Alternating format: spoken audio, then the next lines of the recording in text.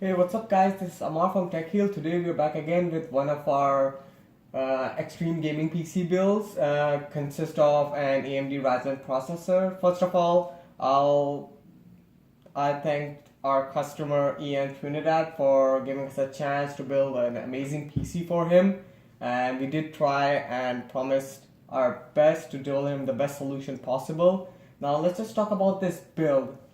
First of all, I'll lay down the main specs. Like, everybody's curious about what the board is, what the processor is, how much RAM it has, what's the hard drive space, and mainly what is the GPU, what's the graphics card inside.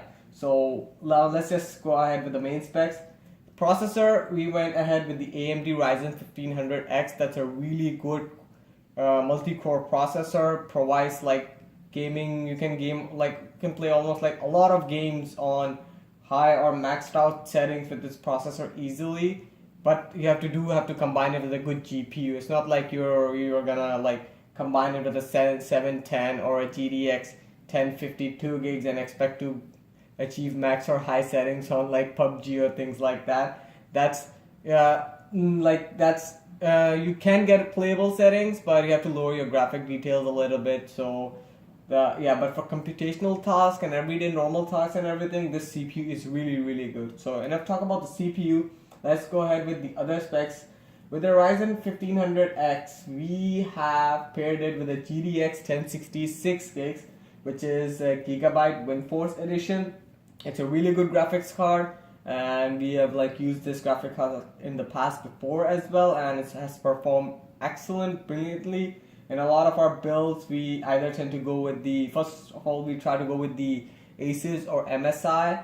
If not, then this, and we get the WindForce edition, which we think it's really good because I haven't had any problems with this.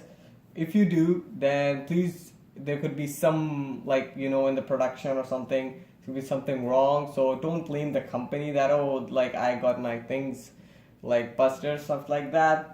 I know that a lot of people say that, oh, it's like Gigabyte is not that big of a company, or some people do not like it as compared to Asus or MSI, but it's really good, and I would really recommend that, especially when this card is on like a low price, lower than the Asus and MSI, and you're on a budget kind of thing. So please do go ahead with the WindForce edition.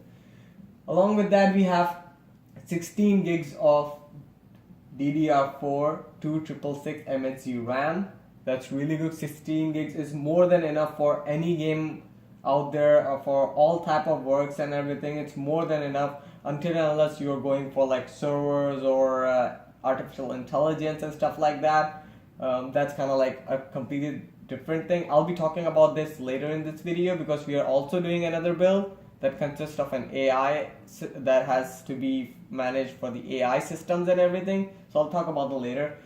For the storage, we went ahead with the SSD drive, 250 gigs of WD SSD drive, and with a 1 terabyte of Seagate SATA HDD drive.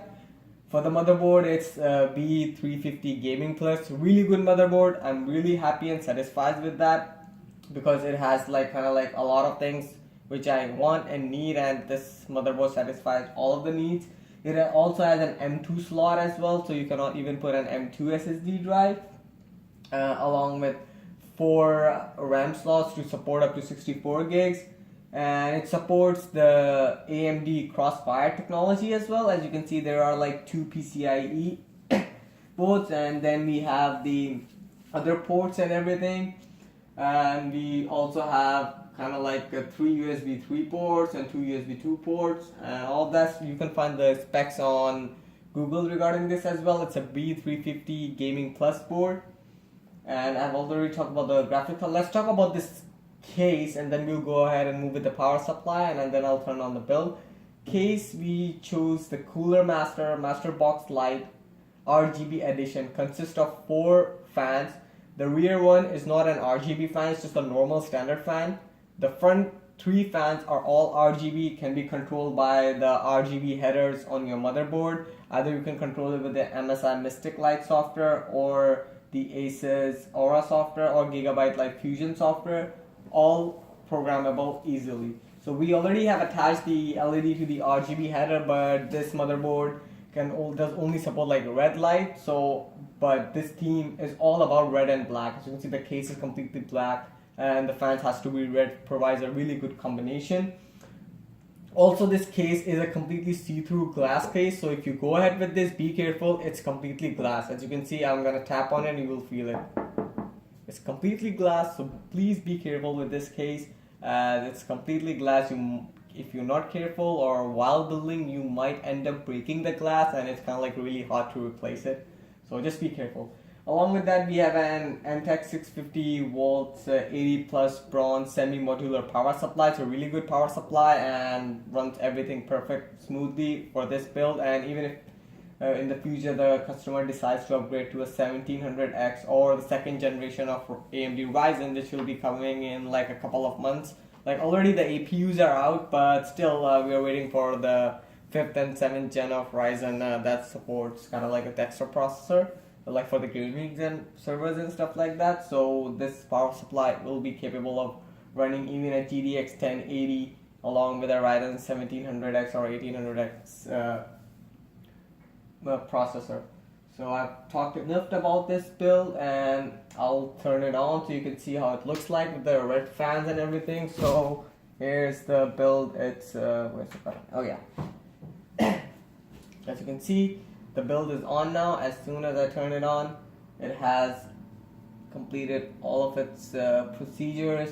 Now the fans, I turn it on, it's kind of like on a, what's that called, on a white, but as soon as the OS boots up and loads up everything, it'll change to black, or I can even change it to it will change to red. As you can see, it turned its color to red. So we have everything over here now properly configured and managed, and as you can see, the cable management done by us. It's kind of like the best practice of the cable management is to show as less as possible at the front. At the back you have to manage it, but the lesser, the more good airflow and the more eye appealing the build is. As you can see, with like really good cable management, you can see every single component out there in this build each by itself, and you don't have to like open it up, or even if you want to add something or things like that, you don't have to manage the cable again. It's all at the back, and it's semi-modular, so you have choice for like putting in the cables and everything. So this is it, guys. This is a really good build. Can play almost any game on high settings above 60 FPS easily without any complications. And we ran some benchmark onto this as well. So without overclocking, just on stock, the result was around 80%, and we were really glad about this. And if we did some overclocking and stuff like that and overclocked the CPU, we might have achieved over 90% of the result.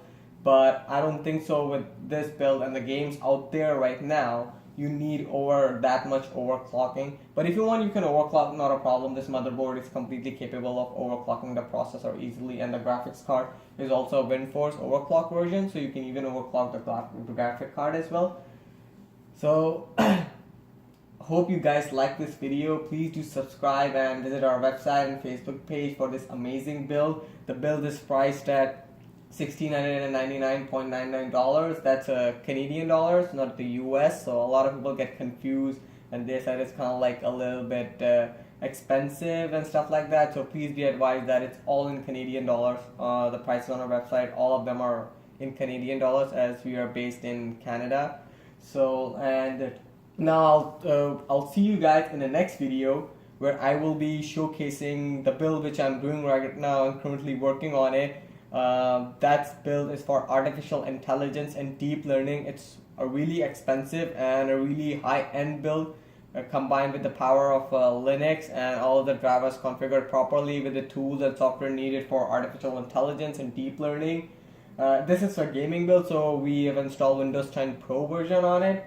So you can like obviously for gaming you need Windows. Mac for gaming is I wanna displease the Mac guys, but please, Mac is not meant for gaming. That's for professional work and designing and stuff like that. Windows is a lot of time meant for gaming, but right now, like they're moving slowly. A few games are on Mac as well that requires high graphics, so yeah, that's good.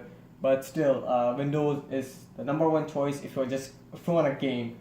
So, and for the deep learning and everything, Linux is the number one choice, and I'll be doing some configuration management and stuff like that. So in a couple of days I'll be uploading another video in which I'll be mentioning about that build. Just to give you a spoiler alert, that will contain a GTX 1080 Ti liquid cooled edition. So just subscribe to our channel and keep yourself like waiting for that video, because that video is going to be really cool and really showcase the build and everything, the way we're working on that. So have fun guys, take care, I'll see you on our next video. Bye bye.